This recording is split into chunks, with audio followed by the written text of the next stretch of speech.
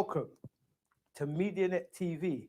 I'm your host, A Scott Talk, and welcome to another edition of Afimisure. And Afimisure, Afiwisure, A Scott Talk to the world. There's only two types of people in this world. You have problem people and solution people. Some people always, no matter what the scenario, they look for the problem. And other people, no matter what the scenario, they look for the silver line in the cloud. What is the solution? And as I always say, is your glass half full or half empty? Is this bottle half full or half empty? It really just depends who is looking at the bottle. It's a matter of perception. Now, as you know, unfortunately, the world is experiencing a current epidemic. And there's two ways to look at this current epidemic. You could look at it from a problem point of view or a solution point of view. So tonight on A Scott Talk, our Philly show, MediaNet TV, we really want to focus on the practical solutions, ways we can empower and help our community at this time. Joining me on our Philly show is Dr. Jude Joseph from the African Cultural Center, Nash, and Amanda Bass. Good evening. Thanks for coming. Good Thanks evening. for joining me on Pleasure. the show. How you guys doing? Doing good. Brilliant. Doing well. Thanks for having me. Brilliant. Thank you for making it today. It's quite funny because we're going to talk about immunization and how we strengthen our immune systems later. But I called one or two people up before the show. I said, "Yo, come on the show, do a show about strengthening your immune system, etc." And so many people are on lockdown. They're at home. They don't want to travel. They don't want to go out. They don't want to mix. They kind of put their whole lives on pause. So thank you both for taking the time to be here live in person. I want to start the show by asking a question I always ask. I'll direct it to you, ladies first. Before we even get into anything, I've got to ask you a nice and simple question. I've got a bit of a little vibe. Free your thoughts. Well, my thoughts for today is, we're in a situation which is quite an eye-opener. Mm-hmm. However, from where I'm coming from, I've been aware for some time that something was coming. Not exactly knowing spot on when it was coming, but because of the information that I've come across, being a student of the master teacher, Dr. Malachi Z. York, coming from prior to that, from a Christian background, talking about the revelations and the plagues and all the stuff that are to come. It's here now. Brilliant. And we're gonna start to dig down in a little bit of that shortly. Revelations, the plague, and I like the thing that you ended on. It's here now, because I don't think that realization has really sunk in for a lot of people. So we're gonna touch on that. We're gonna open up some people's eyes, and then we're gonna talk about what we can do at these trying times. Doctor, salute you are my general, you are my general. So anytime you see your mouth, just salute. Thank you.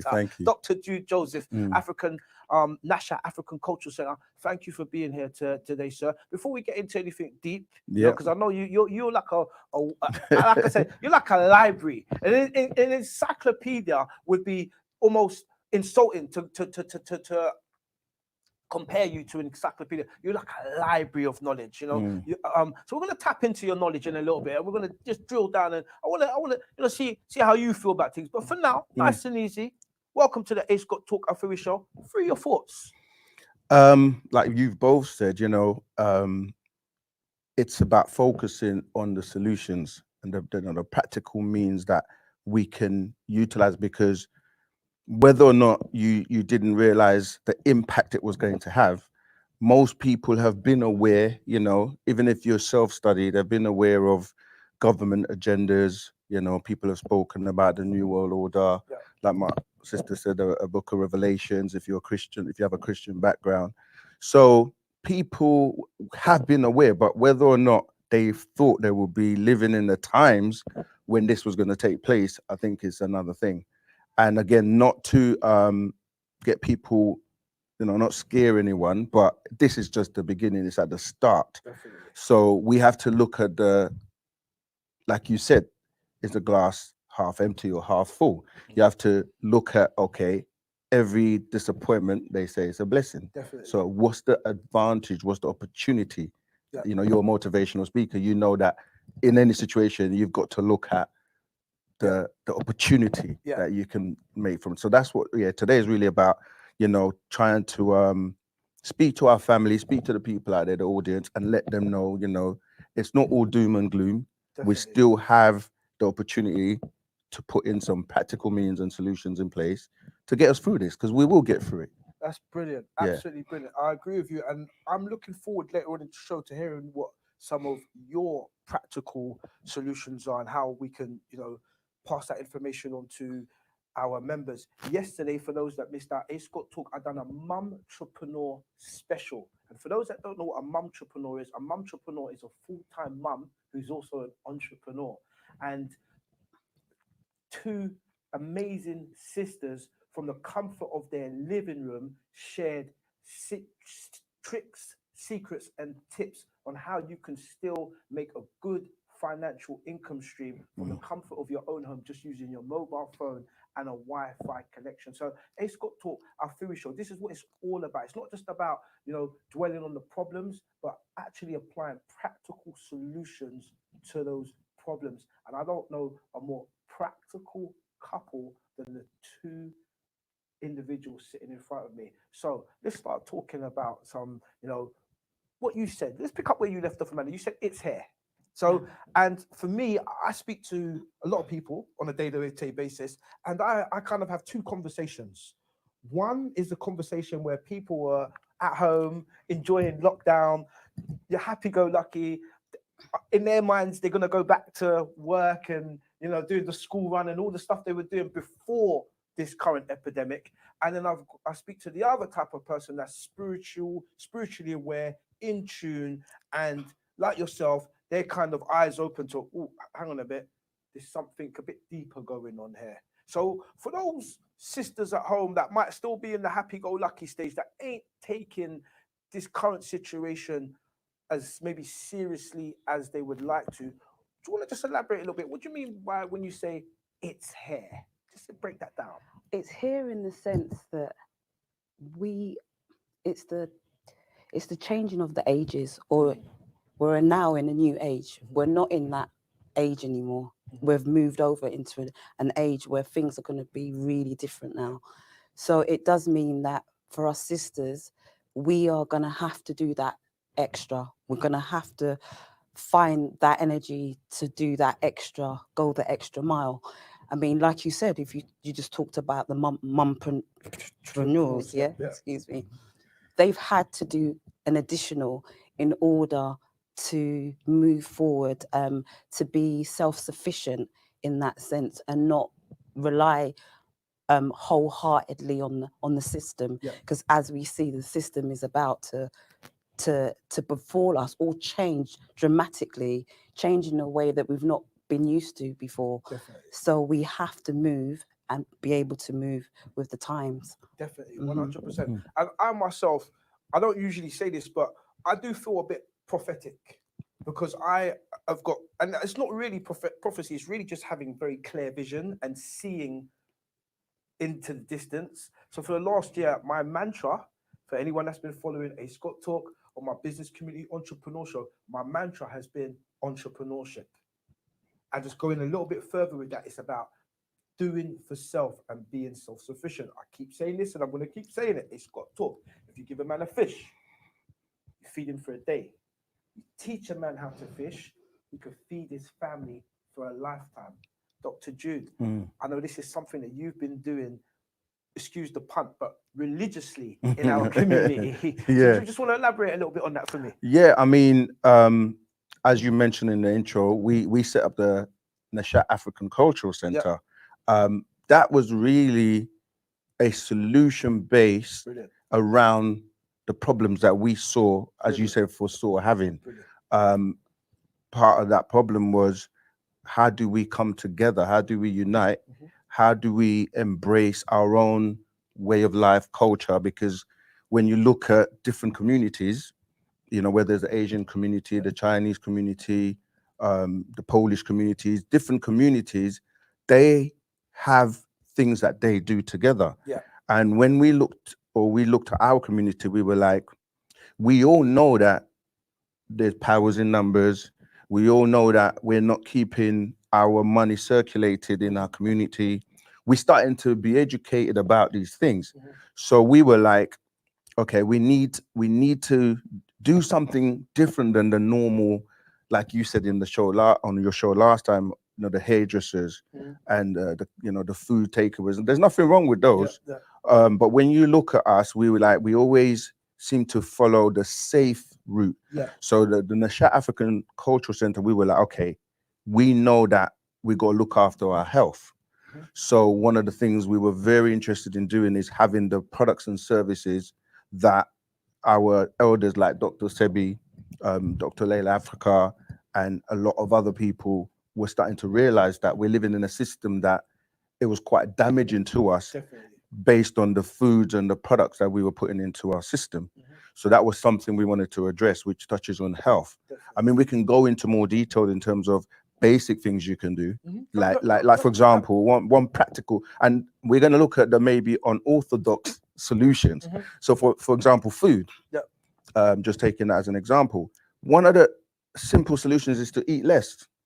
I love it. As simple as that sounds, do you know what I mean? Like, Absolutely. if you're used to eating sweets and chocolates and takeaways and you know what I mean, you're just eating all the time. Yeah. You've got to think, okay, if I cut down on my eating, one, you're taking less of those preservatives and unhealthy things into your system. And we could even go as far as saying, not only eat less, but fast more. Now, it's going the opposite to, oh, we got to stock up a lot of food because, you know, we need food. How about you don't need as much food because your stomach actually is quite small. You don't really need that much food. So in terms of health, these are the kind of practical things you can do. Brilliant. You can say, okay, let me stop eating or eat appropriately at the right times. We're going to go into like, obviously you need to have food, but I'm just saying like sometimes we look at the solution, we have to look at the solution in the most unorthodox way, back to front. Yeah. So the Nash African Cultural Center was about dealing with the health aspect because health is wealth. Now, once you're healthy, then how do you sustain yourself, for example? So we also look at, okay, educating and giving people the knowledge and information, like you just said. Yeah.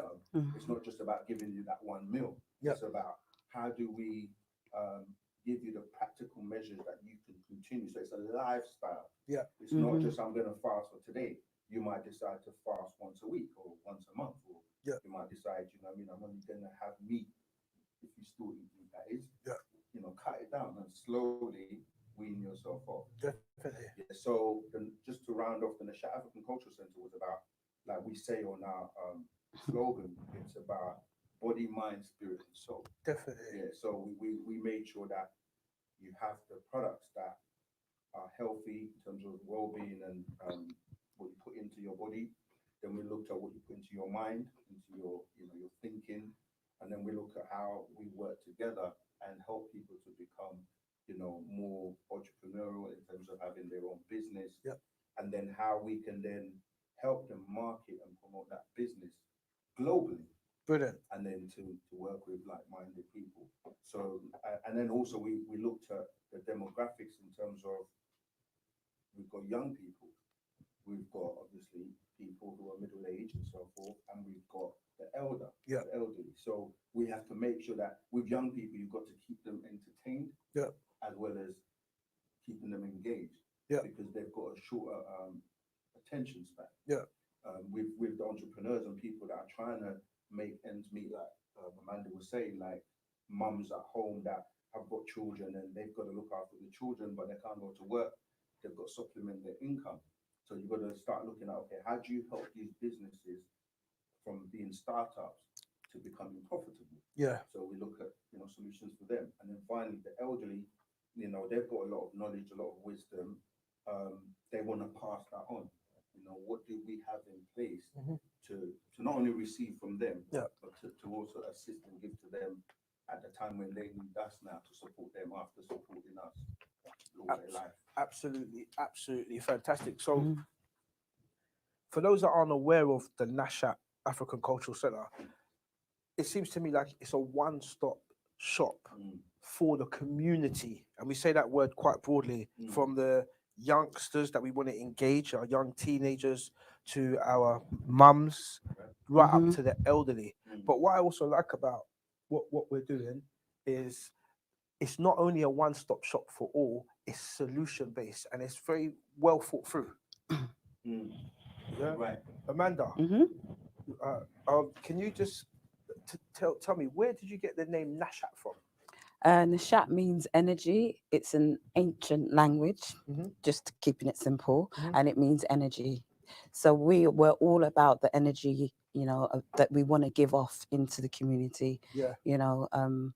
What we want to do for the community. Do you know what I mean? Yeah. So so that's how we came up with the name Nashat. Brilliant. And in regards to where I mean, we got a situation at the moment, right? And we are living through a very, very, very, very, very, very unprecedented times in terms of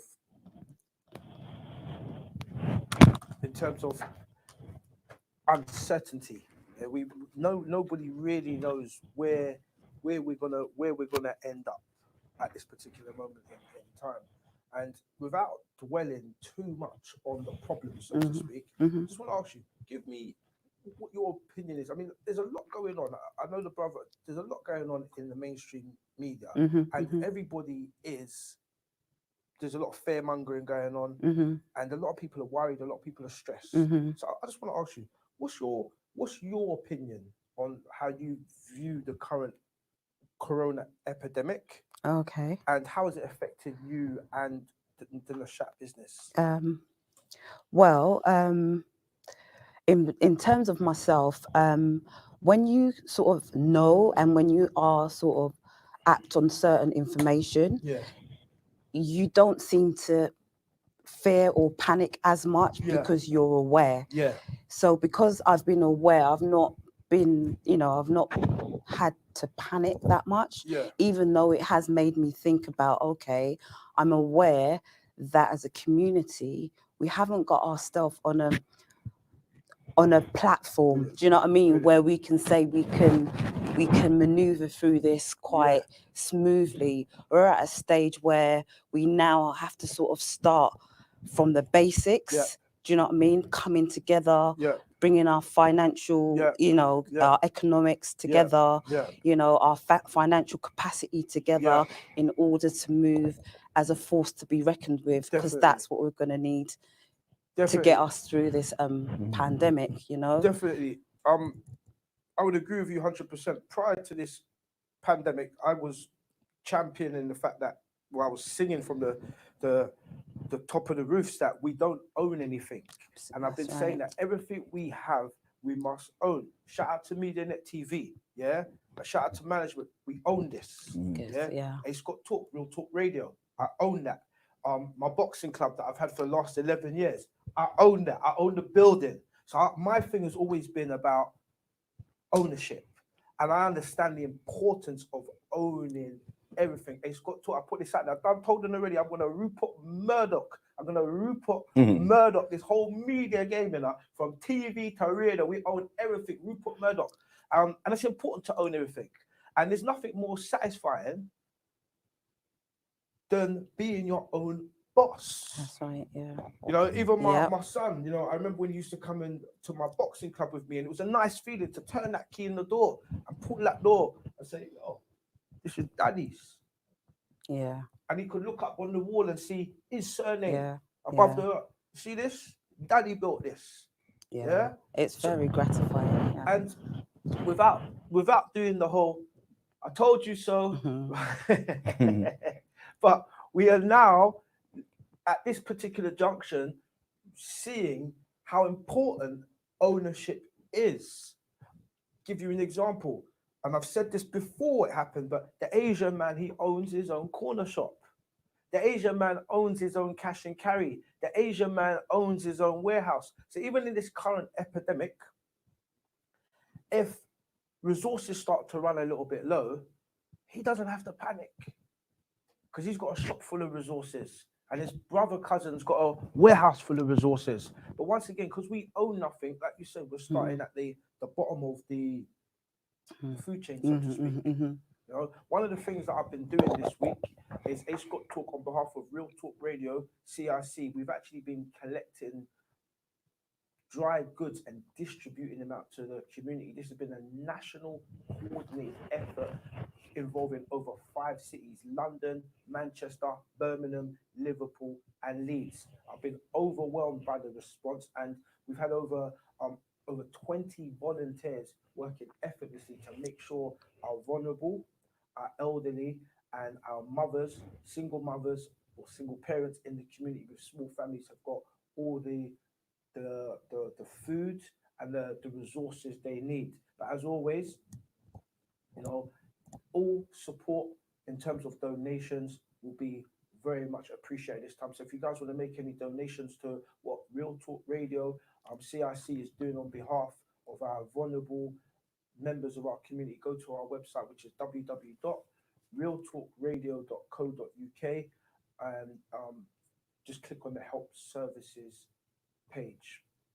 So yeah, this show is all about practical solutions, and myself, yourself, Doctor, we've always been at the on the front line when it comes to, you know, seeing what our community needs and putting the parameters in place to address those needs. You've set the example, you know, with what you've done with the Nash African Cultural Center. At this particular moment in time, a lot of people have had the rug pulled from under their feet. At this particular moment in time, prior to this epidemic, I know there's a lot of single parents that are one paycheck away from being homeless. So this epidemic has come as a blow to a lot of people.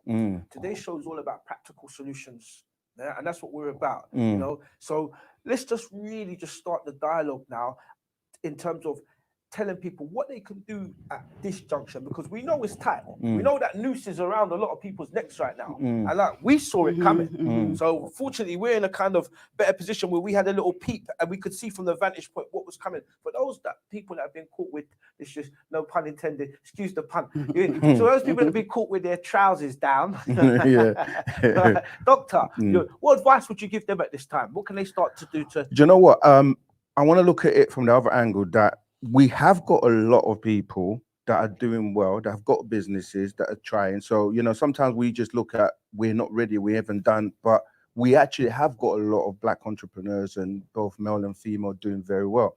One of the things we're not very good at is auditing and knowing who we are and where we are. So, you know, like the cataloging and things like that. So there are lots of businesses out there, and, you know, respect due to them.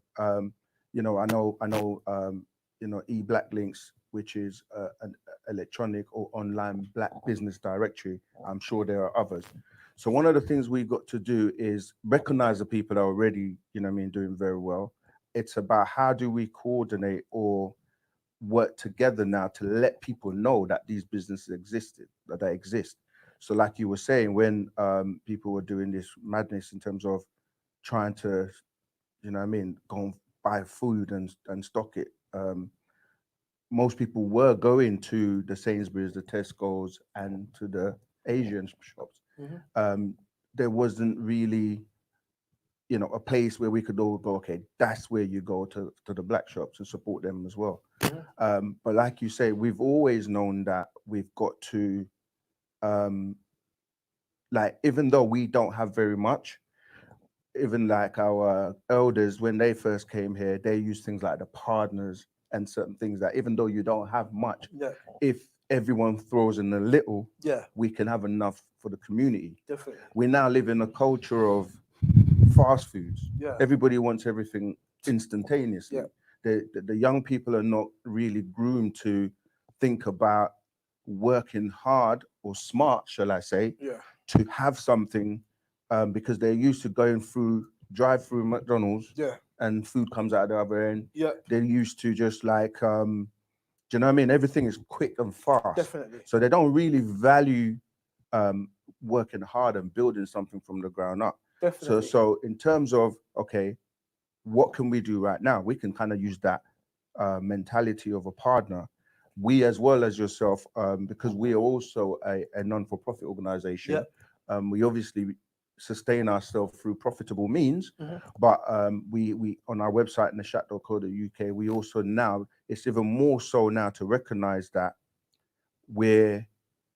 even though we're all separated and in our houses, national and international and globally, we can still have a massive effect, because all we have to do is all chip in a little bit. If everybody went to your page and gave £1, I say everybody, but even if we just say people in the UK, 1 million people giving just a £1 each, Ace is good. you got £1 million me? to continue doing the works that you're doing. And likewise for us. And I'm sure there are other organizations out there doing similar works.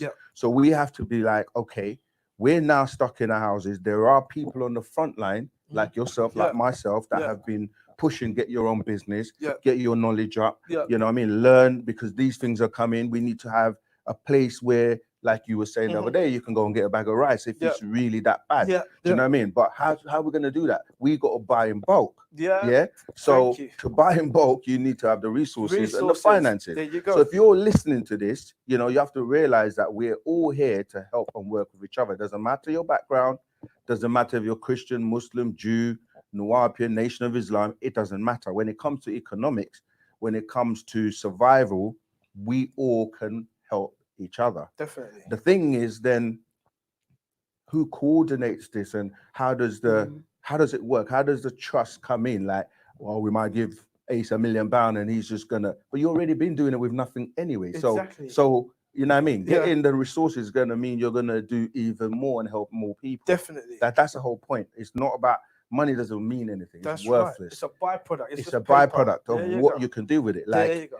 If people need, medication, health, herbal products, if we've got a whole heap, we're just going to make it available very cheap for everybody. So practical solutions is about, do we have the resources to provide what our community needs? Yes. And one of the ways to do that is to have the finances. Definitely. And it's not just about the finances. It's about, do you have a skill? Do you have knowledge? How can you share what you have as well? I'm gonna jump in on that point, because you've touched on a very good point there about the resources, and it's true. It's got taught. There's 66 million people in the UK.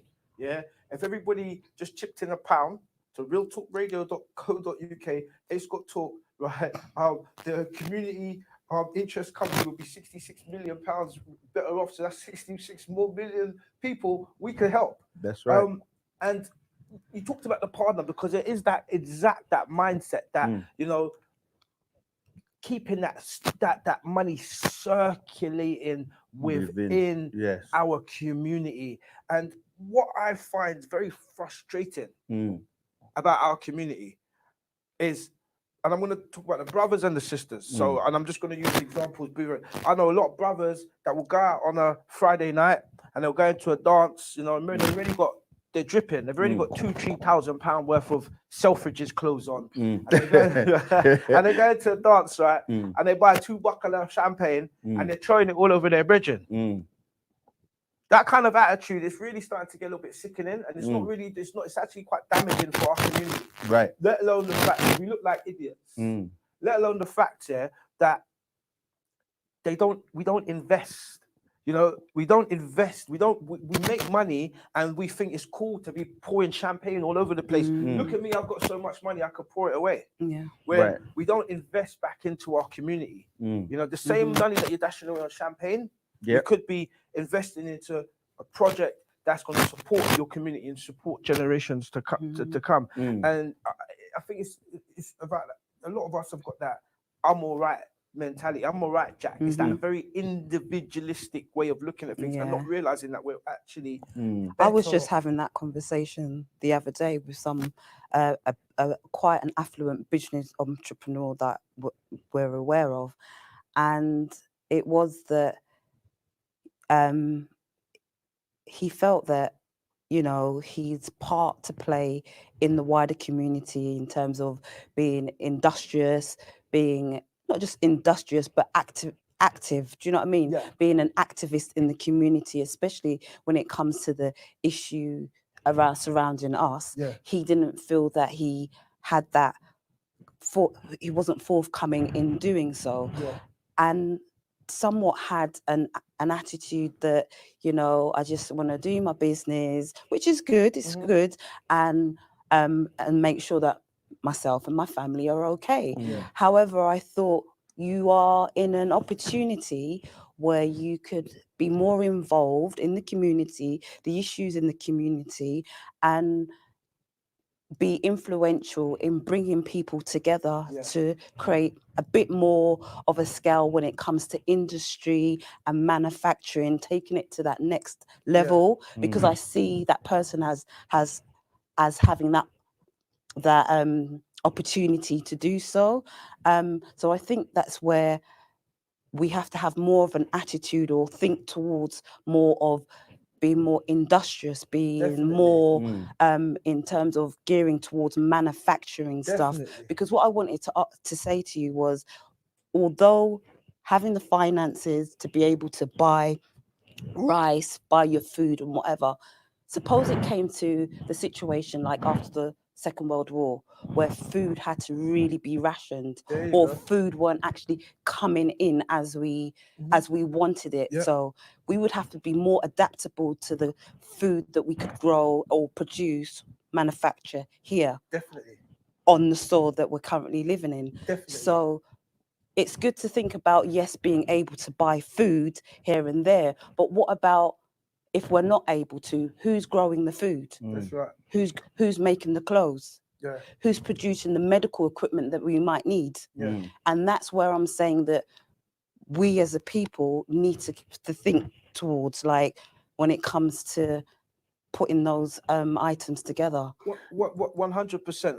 And I just want to touch on that point because I've often said it that, and Ace got taught the gloves are off today. I'm just going to be myself and say it how it is.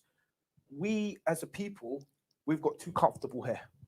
We've got way too. I'm third generation Windrush, and I could see the difference between my grandparents' generation to my parents to now what I'm seeing going on, and we've got too comfortable here. And as I like to say, we spend too much time relying on massa. It's got talk. I'll say it again. We spend too much time relying on massa to give us everything. And that's why we're now in a situation where when massa pulls the rug from under your feet, everybody's running around a little bit disenfranchised because you're so used to massa. Everything it will be, and that's what I was saying for a long time. We should have our own supermarket. We should have our own restaurant. We should have our own well. What do I need that for? I got Tesco's. I got Marks and Spencer's. And these people don't like you anyway. They don't like you anyway. They don't, do you know what I mean? They don't respect you or your money. You know? I mean, we mentioned before that, you know, like as a group of people, you have different communities. Definitely. You're gonna have communities that are gonna help their own communities first. Yeah. You're gonna have the Indians that will help their families first. You're gonna have, and you know, this is not about being racist, but it's real. You're gonna have the Chinese that are gonna help themselves first. Yeah. We have to help ourselves first. And We have to support ourselves first. Definitely. However, they, as you know, China is one of the biggest countries for manufacturing and outputs and whatever have you.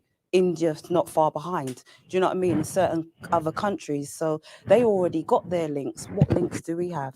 And we need to start looking into those links. I want to just touch on a few points you said there because this is beautiful. Firstly, the reason why I started the rice appeal campaign, right?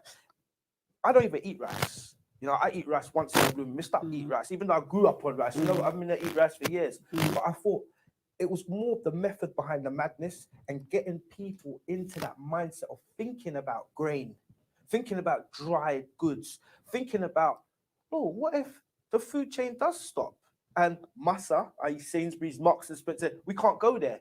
Oh, we haven't actually got any of our own cash and carries. So it was just thinking about getting people in that mindset of thinking that actually let's buy bulk and distribute, you know. But what you actually done there is, because it's the way you think, yeah? That's why I love you, sis. you've gone a step further in the thought process. You know me, I like to break things down basic for them, just give them enough that they can just kind of get a bite-sized chunk. But what you said is quite deep. You're thinking even further.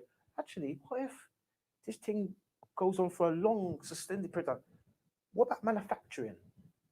And this is where we talk about, it's got talk, I use the analogy of some people fight for the crumbs and they forget the loaf on the table. Yeah. And while other people get a little bit clued up and think, actually, I'm not going to fight for the crumbs, I'm going to focus on the loaf. Me and you, we both think the same way. We scared to think, where did that loaf come from? Where's the bread factory? Let's set up our bread factory and we're going to make loaves. You understand what I'm saying? So I'm 100% on the same page as you. And this is what these conversations are about. It's about that open dialogue and just sparking people's thought processes into, If I may just interject as well with what both of you have said, you're right. You have to really understand or understand the difference in terms of having money and having power, right?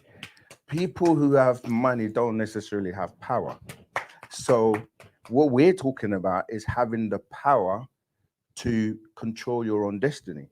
So they will give certain people money to silence them, and they feel like I've got money, but what that means is you don't really have any power to make any decisions that will affect us on a wider scale. So you might be like, okay, my bank account is fat. I got a nice car, got a nice house. My children go to private school. I'm good. What's all these nignogs or niggas or whatever term, derogatory term they want to use, complaining about? Life is good. But you see what's happened now? The system that gives you these material things, when it crashes, your £1 million in the bank, it's not worth anything. straight. You can't pay your mortgages anymore. Your car's now sitting in the driveway if there's no petrol. So what I'm saying is that you then realize very quickly like you're just like everybody else. Straight. And now you're not all high and almighty no more because you didn't have any power in the first place. Brilliant. It's the person who gave you the £1 million who has £1 trillion Definitely. that has the power. Definitely. So when you look at a lot of our wealthy people, from your celebrities, your footballers, your Jay-Z's, your Beyonce's, and who else, you have to look at them and think, you all have this money, but you don't come together to have the power, to have your own, like, studios, radio shows. So really, when we go back to the practical solutions, all the radio DJs should be getting together so that they are a force to be reckoned with, and then work together. Okay, we're broadcasting this show like this show right now, but we can put that throughout all our channels. And all the people that are business people, entrepreneurs, they'll be like, okay, we're all in retail. All the retail people get together, and then we can buy in bulk. All the people that have got ideas, manufacturing, inventions, you know what I mean? They get together, and this is what I'm saying. Like, we've got the skills, the knowledge, the experience. We just need to organize and come together and utilize what we have. Definitely. Yeah, that's why I use the partner example. Yeah, because even though we might not have much, but every person's got a little. Definitely. And then they say, look, every little make a muckle. So that's basically what we got to look at. 100%. And we're going to keep banging this mantra until it resonates. With the thing about motivation is sometimes you have to repeat things. People learn through repetition. Yeah. So we've got to keep saying the same thing over and over again until it kind of sinks in. I had the pleasure of interviewing a Labour MP and a Conservative MP on the show a couple of weeks ago. Shout out to MediaNet TV. Look out for that. It's going to be published soon. And it was the same mantra. We was talking about voting, and we was talking about why our community don't vote. And I rounded up that whole conversation by saying what we need to do is block vote. That is the only way for voting in the UK is by us block voting. So that we all, there's 5 million of us in the UK, So there's a lot when you say, right, I've got 5 million black votes. It's a different ball game. Mm. Now you start holding people responsible and accountable. And if we did that, the same way we had that mindset for block voting, we had that same mindset for block buying, we'd be once again a force to be reckoned with. I'll give you another example just to add to what you're saying. Caribbean food shops. You know, that's one of the probably the most what's the word for loads of Retail chain. yeah, the most, there's so many of so them, many Caribbean food shops across, you know, the UK, across London, you know, Okay. even in West London, like Harlesden, just in one little area, there's about 20 Caribbean food shops just in Harlesden, and you never left there yet. Now, why aren't these food shops buying meat in bulk? Like you said, retail chain. Why aren't they going to the abattoirs and buying bulk meat? And this is why, even though it was wrong of the Asian man to hike his prices up the other day because meat prices gone through the roof, oxtail gone through the roof now, you know, right? But it was wrong of him to do that. At the same time, they took advantage of a situation because individualism, as I keep telling people, will get you nowhere. So when you run into the Asian butchers as one man, it's £10 a kilo. But when you've got 100 black businesses saying how much? Do you want this 100 customers to go over there? You get say. There's another point I just wanted to touch on really quickly. And it was something you mentioned earlier, and then it came to light when you was talking again about Jay-Z and Beyonce. Celebrities and Oprah Winfrey, to me, is the best example I could ever pull out of a hat of a wealthy black person that doesn't mean jack. It doesn't matter how much money you've got. Yeah? No matter how much money you got. One black billionaire doesn't make a difference. 2 black billionaires don't make it. 3. So we got Jay-Z, you know, Beyonce and Oprah. Still doesn't make a difference. Do you understand me? Because when I won't go through the examples, most people are quite familiar with them, but she still experienced a level of discrimination that was, in my opinion, absolutely sickening. With all of her money in the world, and she's experienced that type of discrimination on a regular basis. Yeah, but if you get 100 billionaires, you've got to say. Do you get what I'm saying? So I think it's. I mean, what you touched on in terms of the voting, these are, I mean, for those of us who listen to you know, we shouldn't be inventing the wheel. There are elders who've already spoken, like Dr. Claude Anderson, who's given us, you know, the different levels in terms of economics. If you want to look at voting power, all of these things ultimately come to power and how you manage your resources. You touch on the brothers who go to the dance, you know what I mean, like with the Gucci or whatever, and then splash the champagne and do you know what I mean, lavishly, and not really thinking better than that. I mean, it's the same for sisters, you know, how much weave. I was going to touch on the you know what I weave. mean? I was going to touch there too. It's funny, we're all on the same way. And I only yeah. say that to say, when things get rough and times get hard, you have to weigh your priorities now. Like in terms of, we keep going on about rice for some reason, maybe, but you know, rice is not the best diet because we know it gives you, but it brings you glucose, back to the basic the kind of basics. Right, of, but what I'm saying, if you have to choose from a bag of rice and getting your nails done, getting your lashes done, and the weave, which is going to cost you, you know what I mean? Don't say don't look after yourself and, you know, adorn yourself. I'm saying we've got to start thinking how much money the industry that we're feeding a lot of money into, and who owns those hair shops, who owns, you know what I mean, these nail shops, etc., etc. So we have to think on a level. Okay, pandemic's here, priorities have to be straight. We have to now create businesses or even jobs. Like you said, a job is what? You're just above broke. J-O-B, just above broke. Every week or every month, you're just about paying your bills, and you go back on the wheel, and that's what you keep doing. Not to cut you, brother, but No, just to add to that, 40.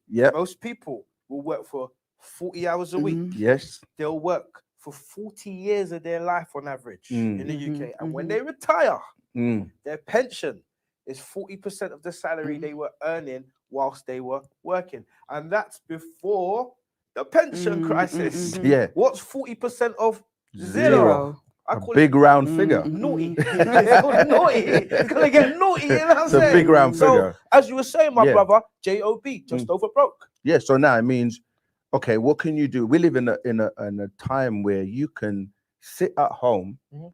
or on the beach with your mobile and be making money Brilliant. because there are things in place. So going back to the practical solutions, Yeah. you know, we're in the age of cryptocurrencies. Yeah.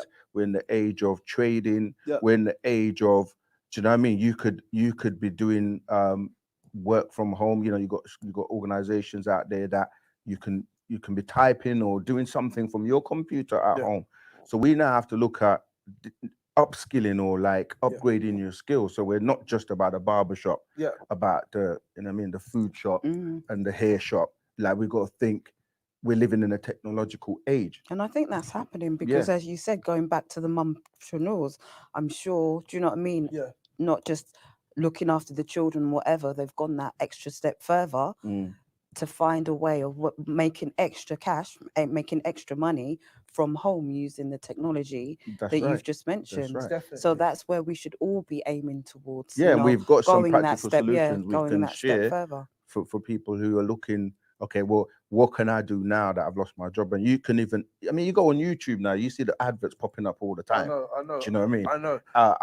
I've retired and now I got my time. My time is my own. I can go on holidays. And Yeah. there are lots of things you can do Yeah. to make money without having to go and work for somebody else. Yeah. So you run your own business, De- basically. definitely. So let's bring it back down to ground zero, because to me this has been a refreshing conversation. And what you said about manufacturing and thinking, I'm just there. I'm just there. I'm that end of the scale. But I'm being mindful that there might be some people that are watching right now that if they're watching this and they're saying, okay, I get what you're saying about manufacturing and and you know all of that, but how does that help me now? You know, I'm in a situation now. I need to make money, or let's not really make money, but I need to do something that's going to benefit me today. Right. What would you suggest? Where would you say is a starting point? Nashat.co.uk. Brilliant. The reason I say that No, is no, because no, we've brilliant, put a brilliant. lot of information Brilliant. already on there answering these questions. Like the point of Nashat was to have, like you say, a one-stop shop It's true. It's true. where It's true. you want to start a business or you want to grow your business, you want to change your mindset. Where do I go? Do you know what I mean? That's the first step, because you're plugging in to a community. Brilliant. And that community can then help and direct you and support you Brilliant. to take, you know what I mean, what you've got already from in its inception to the point where we could actually have that product or service distributed through our outlets. Brilliant. The other point you touched on about manufacturing. Yeah. Most of the things we go to Primark or wherever and buy, and we go and buy for £20, are manufactured abroad for like £1. Yeah. Do you know what I mean? We have Africa, the Caribbean, we've got places where we can manufacture these things. So we have to start looking at, because like you say, the infrastructure to have your own factory and your own land and your own factory and your own farms and all of that. Yes, there's some of it here in the UK, but you've got to start looking to, and I think that's how Cowrie Design came about in terms of one of the partners in Nashat. It's about looking at how do you produce, most things are made in China. Even like they said, the Kung Flu. I mean, that was also made in China. Yeah, that's apparently. apparently as the joke goes, Kung Flu is the longest thing that is do you know that made in China? It's the thing that's lasted the longest. That's made out of China. You know what I mean? You know. I mean, not to turn it to a trivial thing, but the point we're saying is most things are made outside of China. Yeah. And you know what I mean. So why can't they be made in Africa or And Jamaica? they can be, and that's where, like you mentioned, where I started with Cowrie Design, which is it's my African fashion production, and I started with a young woman that was working for somebody else in Nigeria. That I saw her work and I thought, wow, she's skilled. I said, can you, did some designs, gave it to her. she created them, I was amazed. And then if you see where she's actually working from, like, you know, those containers, you might get like that's where she works from. Yeah, that's the new office, by the Yeah, way. yeah, That's the yeah. new office. That's where she was working from. And I Yeah. was like, can you imagine now the whole aim, or where I'm aspiring to go with Carry Design, is that I'm able to train train people, but not just to train them, but source the technology where they can produce on a bigger scale. Yeah. On a bigger scale. So that's the factory, the industry that I'm thinking about for these young people. Practical, basic, because sewing is something that we've been doing since the dawn of whenever. So again, and we need clothing, you know, it's been clothing, it's been shelter, it's been food, you know, the main necessities. Definitely. So, you know, it can be done. And don't, maybe if you know, just start small. Just start on a small scale and grow yourself from that, because it's not just that lady that I have now, it's a couple of ladies and men, you know, that are making bags, making dresses, making shoes, making jewelry, making all the bits that we actually sell in the shop. Definitely. You guys mentioned something that really, it's a bittersweet pill for me, because something I got a little bit of a problem with, but anybody that comes from, I was going to say African and Caribbean, but I'm going to talk about Caribbean background. Like I said, I'm third generation Windrush. You know, I've been in the UK for the last 40 years. I'm born in Northwest 10, Alsden. So I grew up in a black community. Yeah. And Halsden High Street, there's not many black businesses selling to the black community. Most of the businesses on that high street is Asian selling to black, and they're doing very well, very profitable, very profitable, very profitable. But what frustrates me, and I can't be frustrated with the Asian man, because he's entrepreneurial and he's an opportunist, and if he sees an opportunity, he's monopolizing on that. But what frustrates me, and it's not just in the black community that I grew up in, but a lot of the other communities that I visit, is that everything that is being sold to us by somebody else is stuff that indigenously comes from home. And we've all got uncles and aunties and cousins, and we have friends. And so why aren't we importing our own products and selling to ourselves? Why is there a third party, a middleman? I come from Jamaica. All my family comes from Jamaica, but I'm buying products from a man who doesn't come from Jamaica, who has never been to Jamaica, has no interest in going to Jamaica, but he's selling me the stuff that comes from my home country. That's right. Yeah. That's right. It goes even further. They're actually producing or making the stuff. You know, like you have what's that cake called?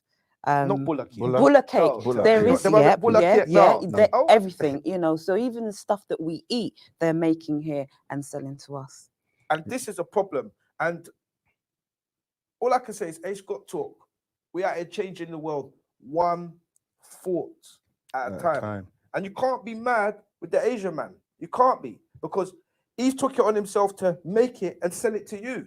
The only thing I say is, why aren't we making bulla cake and selling to each other? Why have we got our own brand of bun? I mean, remember that there is a concentrated effort to keep us down, to make it difficult for us. And this is why we have to work together, because you know what I mean, it's a capitalist society. So if someone is able to become a middleman, it's because we haven't got the distribution networks in place so that we can source from abroad, from our own, and we get the supply chain and so on. So this is going back to you know, practical solutions. First thing, we've got to come together, as in, and this is important. When we say come together, we're not saying everyone under one roof, because we realize that we're not only locally, nationally, internationally, we are connected. This is what you deal with, like epigenetics, and do you know what I mean? Like, what I'm basically saying there is, like, we have the same energy, that we can tap in to make things happen. Definitely. That's So right. so what I'm talking about is mentally, Yeah. we can, if we're thinking the same, Definitely. we have that energy Brilliant. collectively to make things manifest. Definitely. You know, so it doesn't always have to be like we have to all be in the same, like we put that energy out there right now. Even if we get 100,000 people go on your site or Nashat and donate £1, £5, you can do it on a regular basis, £2 a month. Yeah. How, I mean, like people will spend, we always mention money, and when it comes to money, black people don't want to talk about money, but at the end of the day, to set up manufacturing, to set up distribution networks, to set up marketing, media, to promote the businesses and promote ourselves, all of that takes resources. You know what I mean? So, you know, let's work together. Let's have cells or satellites all over. So if I'm in North London, I know where to go. If I'm in South London, I know where to go. West London, East London, do you know what I mean? And if I'm in Africa, if I'm in Jamaica, Trinidad, the help is still available because we're organized and we're working smart. You know what I mean? That's like, we've got Nashat in Croydon. There could be a Nashat in North London, South London. Do you know what I mean? There's McDonald's everywhere you go. That's that's a distribution network. That's a franchise. That's something that they've done once. It works, and they just replicate it everywhere you go. You can recognize the M. You can go to Nigeria and you see it. Do you know what I mean? So we can do the same. Definitely. I think one of our things is that we have to come out of that comfort zone, like you mentioned earlier, Ace.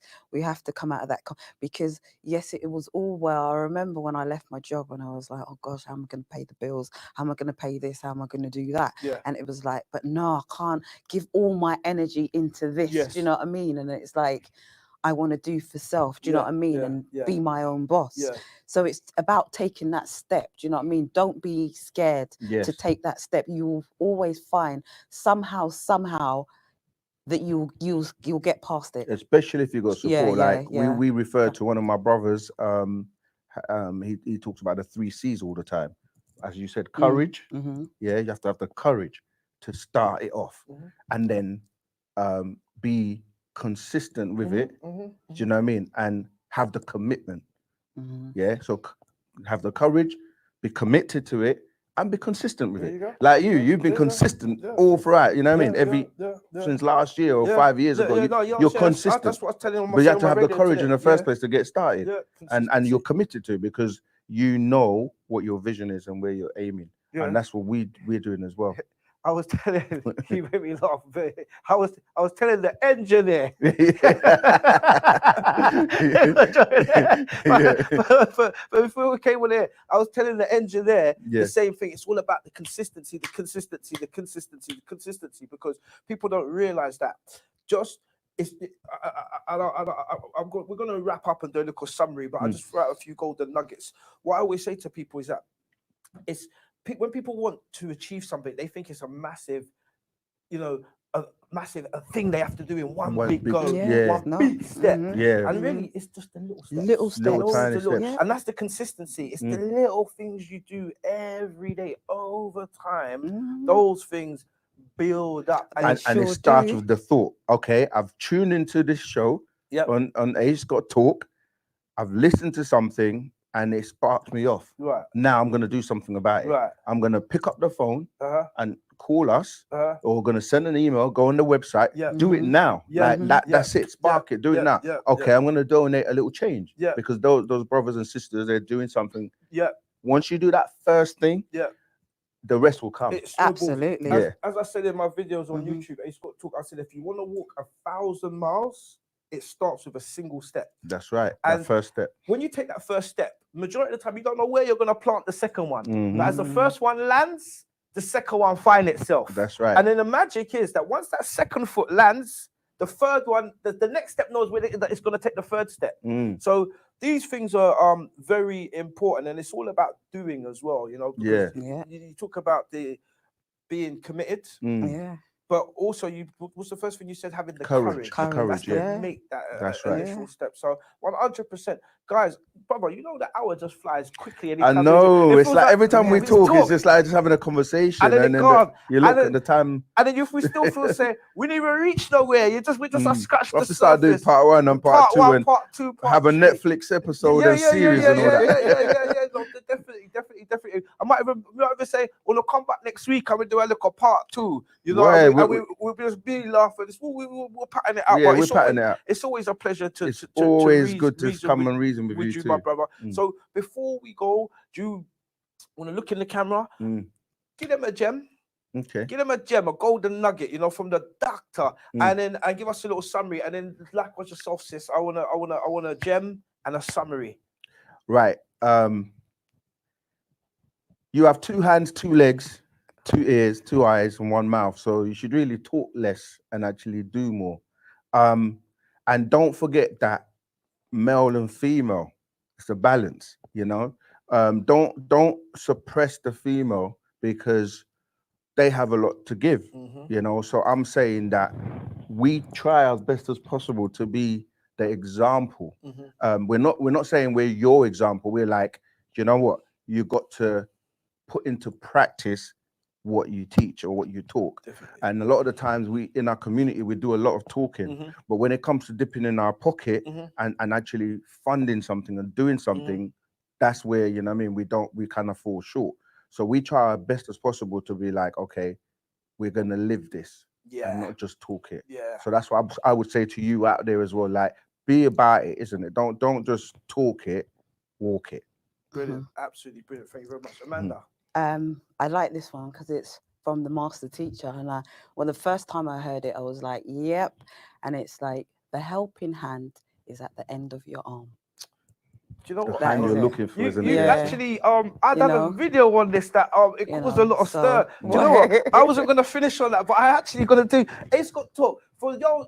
I actually put this video out just before Christmas. It's on my YouTube channel. I've done a video on this. So Yeah, master, it's each one teach one thing. that's But right. I said that my father, he told me the first time I heard it was from my your father, and I done a video because it was a bit disgruntled. I've seen that video. You know the video Yeah, I'm talking about. I've seen that You get 2 phone calls about that video, didn't you? Yeah. Right. But you know the video I'm talking about. But I made the video about it, and I said the same thing, that I wasn't really happy with the advice that my dad gave me at the time. I was just saying that my dad didn't really give me much in life. Never really financially supported me, never wasn't really there mentally, etc. But the one piece of advice that he gave me, which I weren't happy with at the time, but I said in the video, I took it and I hit the ground running and I never looked back. My father said to me when I was a young man, he said, son, he said, when looking for a helping hand in life, don't look no further than the length of your own arms. And even though I didn't appreciate it at the time, that was probably the best bit of advice he ever gave me. And on that note, ladies and gentlemen, I'm going to wish you all a good night. Thanks for joining me. It's Scott Talk, Dr. Jude, Joseph, African Nash Cultural Center, and the beautiful Ryan, Empress, Amanda. A Scott Talk, Afiri Show, MediaNet TV. Till next time, stay blessed, and I'll see you soon. Salut! Thank you.